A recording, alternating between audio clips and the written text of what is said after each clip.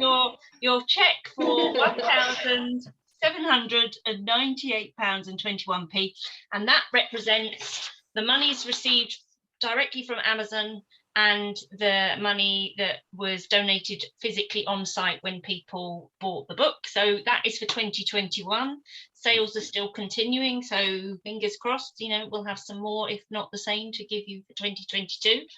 And yeah, by the magic of science, I believe it's already in your bank account. I mean, to you and everybody who's bought the book, we're so grateful. I mean, we all sort of looked at ourselves when we went into lockdown and thought, what on earth are we going to do with it? And the fact that Colin and you guys have spent a little bit of that downtime doing something that's so productive, and it's something that's resonated with people and that they're getting value out of as well, has been a win-win. But to hand over that sort of money for a small charity, there's not very many of us who, and it is absolutely a difficult fundraising is tough right now, and for you guys to have gone out there and to be able to hand over such a fantastic sum, we're incredibly grateful. Thank you so much, and thank you to everybody who's gone and bought books. Obviously, wish it could be more, because hey, it must be an endless wish to do more for the people you work with, and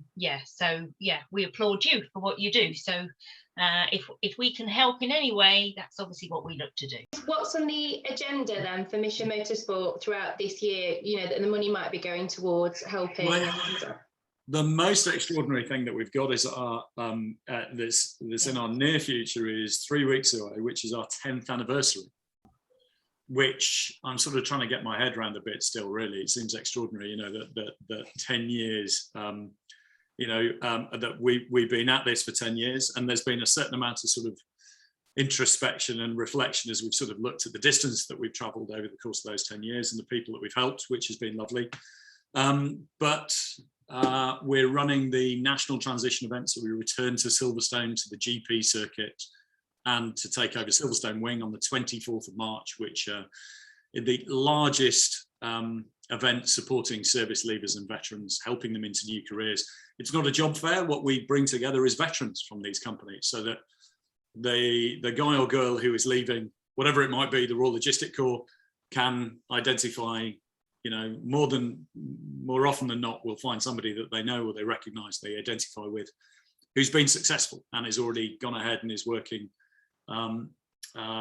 in some new career to be able to help people make that transition in between serving and civilian life.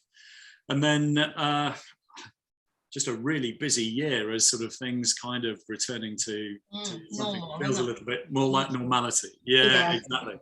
So we'll be at Goodwood again. We're obviously there for Festival of Speed, helping people to access that, with Scotty's Little Soldiers, bringing lots of families where Scotty's look after children who've been bereaved, where their parents were in service. Oh, wow. And that's just wonderful to be able to do that on the Saturday of the Festival of Speed, to help 53, I think, family members we had come through on the Saturday of Festival of Speed last year. We'll be doing that again this year.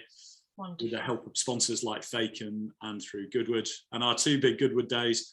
But then it's peppered with, so next week we're running a monthly event at Three Sisters, which we run up near Wigan. The go-karting program is across the country in all sorts of different places, thanks to people like Team Sport and Daytona, who help us lay on those really lovely entry-level go-karting events.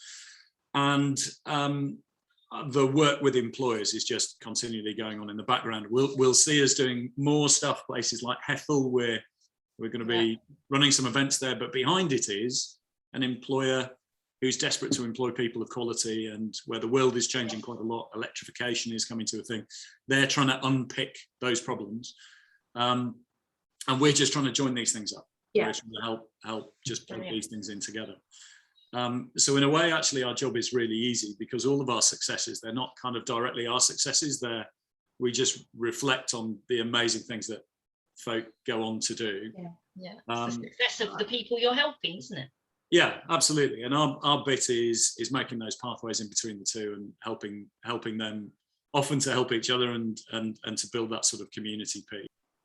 I mean, our beneficiary audience, those who've served and their families, there are, of course, a proportion of them who've had really bad experiences. They've been really impacted by that military service in a negative way on their future. And that compassionate end of the charity is very much about helping those individuals to get what they can do. But for the whole, I mean, we've invested so much in these people as a country, and if we allow them to be underemployed or unemployed or under a bridge or a suicide statistic, then we're kind of letting ourselves down.